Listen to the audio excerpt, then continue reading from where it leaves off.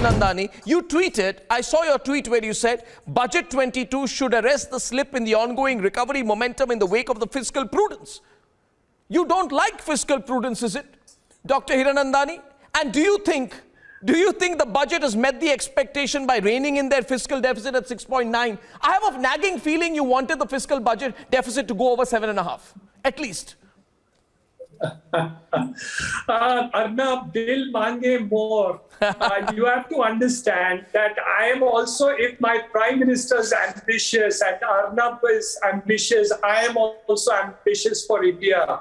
With the kind of background of the type of panel that you have here today, the power punch of each person who's been able to work in through the economy in a different sort of way, I think we always expect much more.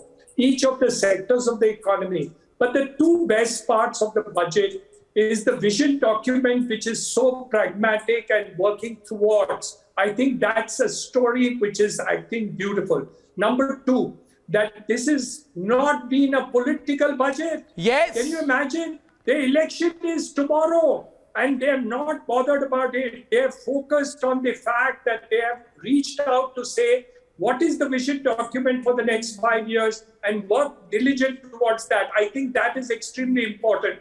Of course, the farmers are being taken care of, but they should have another thing. There are sectors not taken care of. I will point out, like the urban poor.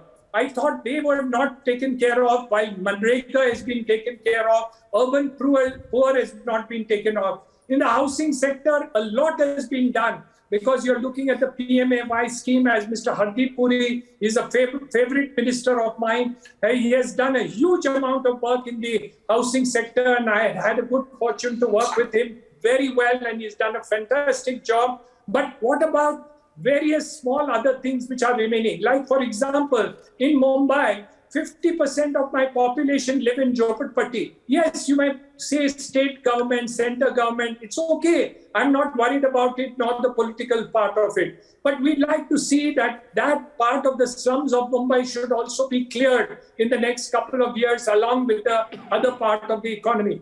So while I agree with you and I agree with most of the people over here that this has been a very, very good and balanced budget and a forward-looking budget in many respects which have been there, the acceptance of the fact that you need to improve ease of doing business, Mr. Banerjee, I agree with you, because that has been recognized. And though they are saying ease of doing business is taken care of, but they have still agreed that land and construction related approvals of housing requires to be re-looked at in terms of it. So I think a lot of acceptance of the fact that improvement is still required to be done.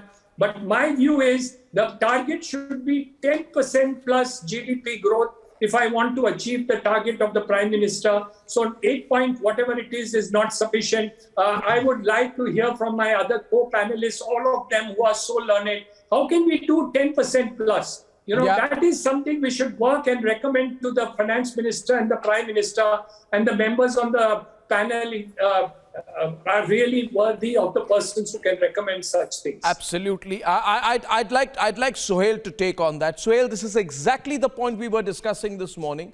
There's somewhere this government has been able to delink the process of running the country politically from running the country economically.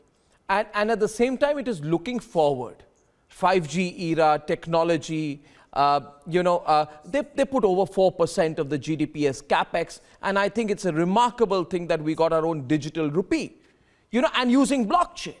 When they were questioning crypto, then everyone says, oh, you don't understand blockchain, using blockchain and other technologies. So I think the point which Niranjan made, which I think is on Kamal, Rajneesh, Chandrajit Banerjee and your mind as well, that this is interesting. Before an election which is make or break, 403 seats, Sohail, make or break. It's political war out there in Uttar Pradesh. And you had a budget which, makes you look like there's no election ever. There's no political impact of this as well. They're not seeking it. That's big, isn't it? So what I love about Niranjan is his care and concern and empathy for the slum redevelopment program of Bombay, little knowing that some of his peers were the scoundrels and scamsters who continue to ruin that entire program and are now languishing, rightly so, in prison.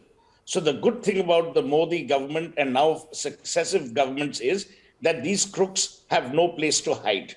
So it's not only ease of doing business. If you're crooked in business, you will go to a place which is destined for you.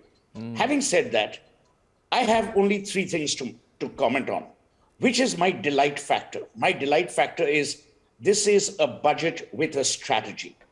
And the underpinning of that strategy is only one word: digitization. What does digitization do? It creates equitable justice, it creates equanimity, and it creates transparency, all of which then add up to providing ease of business, providing greater trust, as even Niranjan and CB and Rajneesh and Kamal mentioned. It allows the wheels of industry to move swifter because, the plans have been laid out, the policy is clear, and there's predictability. What industry never likes is the unpredictable nature of our finance ministry. With all due respect, he has departed, but to my mind, what Pranab Mukherjee did with retrospective taxation put India behind by at least 30 to 40 years. I'm not even going to what he did with the banking sector. But that's for Amita Paul and Pranab Mukherjee to decide later. I mean, poor chap, the president is gone. Second, it's very important for industry to be aligned with the government. And Arnab, you rightly said, this budget is an economic policy map. It's an economic route map. The finance minister has shown great sagacity by not falling for the usual trap and the ease of falling for that trap because elections are around the corner. Yeah. The